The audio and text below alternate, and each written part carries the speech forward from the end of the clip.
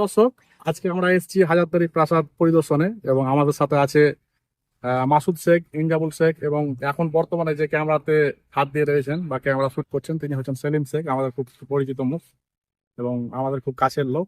তো আমরা চারজন মিলে আজকে এই হাজারদুয়ারি প্রাসাদটি পরিদর্শন করতে এসেছি এবং সাথে ইমামবাড়া আছে, সেই ইমামবাড়া তাও পরিদর্শনে এসেছি।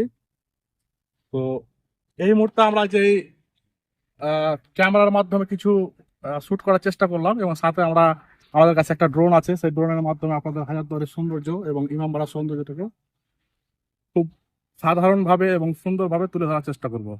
আমরা প্রথমে দেখিয়েছিলাম কাঠগোলা বাগান বাড়ি, তারপরে দেখালাম আপনার নসিপুর রাজবাড়ি।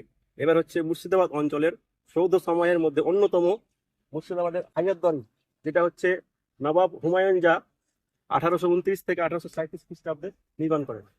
এই যে বড় কক্ষটা দরবার কক্ষ, এটা হচ্ছে দরবার কক্ষ। আর অন্যান্য কক্ষগুলো হচ্ছে অফিস সংক্রান্ত কাজে ব্যবহার করা হতো। এবং এছাড়াও আরো যে অন্যান্য কক্ষগুলো আছে সেগুলো ইংরেজদের উচ্চ পদাধিকারী আবাস ব্যবস্থা ছিল। এর পাশেই একটা আছে, সেটা হচ্ছে ইমামবাড়া।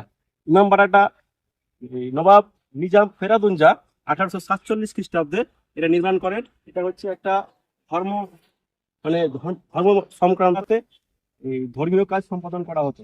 এটা মহরমের যে চাঁদ হয়, সেই মহরমের চাঁদের 7টা দিন, প্রথম দিন থেকে 7 দিন এটা মাত্র খোলা হয় বছরে। এর এর তাছাড়া এটা সারা বছরই বন্ধ রাখা হয়।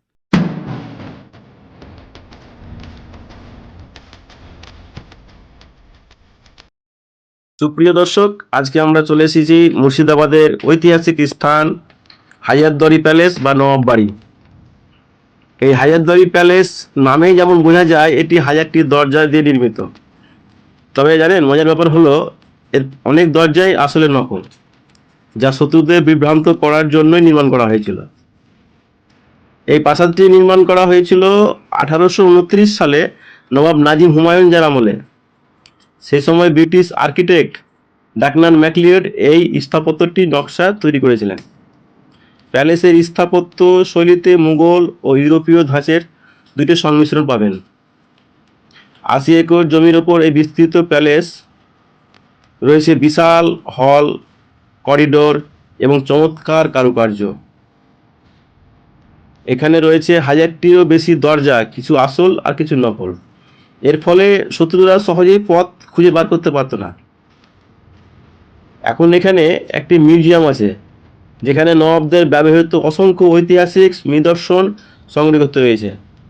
তার মধ্যে রয়েছে রাজকীয় অস্ত্র, পাণ্ডুলিপি, তৈলচিত্র এবং নবাবদের ব্যবহৃত জিনিসপত্র দেখে বোঝা যায় তাদের জীবনযাপন কতটা বিলাসবহুল ছিল।